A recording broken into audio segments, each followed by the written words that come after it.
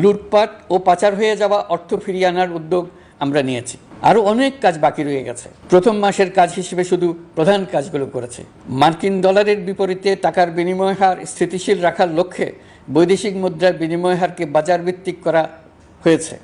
আমরা স্বৈরাচারী হাসিনা সরকারের অহেতুক কোটি কোটি টাকা ব্যয়ের প্রকল্প বাস্তবায়িত হতে দেখেছি, যেগুলো কখনোই দেশের মানুষের জন্য ছিল না, বরং এর সাথে জড়িত ছিল কুৎসিত আমিত্ব এবং বিশাল আকারের চুরি।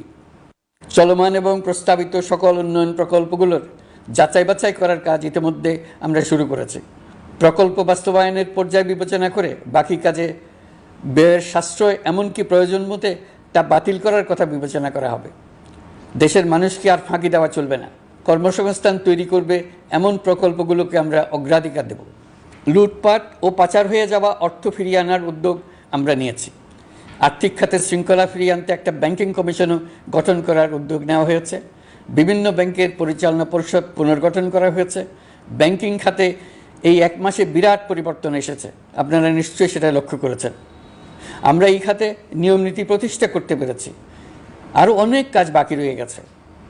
প্রথম মাসের কাজ হিসেবে শুধু প্রধান কাজগুলো করেছি, তার সঙ্গে রয়েছে আরও অনেক পরবর্তী কাজ।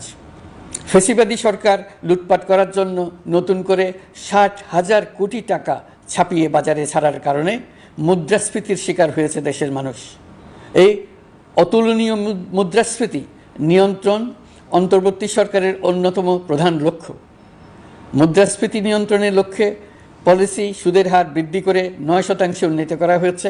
মূল্যস্ফীতি থেকে সাধারণ মানুষকে সুরক্ষা দেওয়ার উদ্দেশ্যে ওএমএস খাদ্যবান্ধব কর্মসূচি সহ সুলভ মূল্যে প্রান্তিক মানুষের কাছে নিত্য প্রয়োজনীয় দ্রব্য সরবরাহ চলমান রাখা হয়েছে। মূল্যস্ফীতি মোকাবেলায় চলতি অর্থ বছরে চাল ও গম আমদানির জন্য 5,800 কোটি টাকা, আভ্যন্তরীণ সংগ্রহের জন্য 8,900 কোটি টাকা এবং খাদ্য ভর্তুকির 3টি প্রোগ্রামের জন্য 7,360 কোটি টাকা বরাদ্দ রাখা হয়েছে।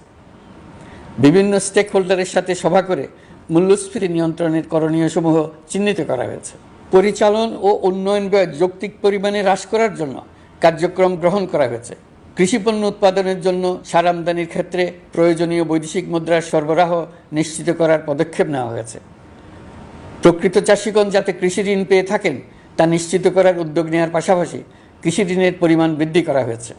মার্কিন ডলারের বিপরীতে টাকার বিনিময় হার স্থিতিশীল রাখার লক্ষ্যে বৈদেশিক মুদ্রার বিনিময় হারকে বাজার ভিত্তিক করা হয়েছে। কালো টাকা সাদা করার অনৈতিক অনুমতি বাতিল করা হয়েছে। বৈদেশিক মুদ্রার রিজার্ভ বৃদ্ধি করতে বিভিন্ন উন্নয়ন সহযোগীদের কাছ থেকে বাজেট সাপোর্ট চাওয়া হয়েছে। আন্তর্জাতিক মুদ্রা তহবিল থেকে অতিরিক্ত 3 বিলিয়ন মার্কিন ডলার, বিশ্বব্যাংক থেকে অতিরিক্ত 1 বিলিয়ন ডলার, জাইকা থেকে অতিরিক্ত 1 বিলিয়ন মার্কিন ডলার প্রদানের অনুরোধ করা হয়েছে। রূপপুর পারমাণবিক বিদ্যুৎ কেন্দ্র নির্মাণ প্রকল্পের অগ্রিম অর্থ পরিশোধ এবং বকেয়া পাওনা নিয়ে রাশিয়ান ফেডারেশনের সাথে অর্থ মন্ত্রণালয়ের আলোচনা চলছে।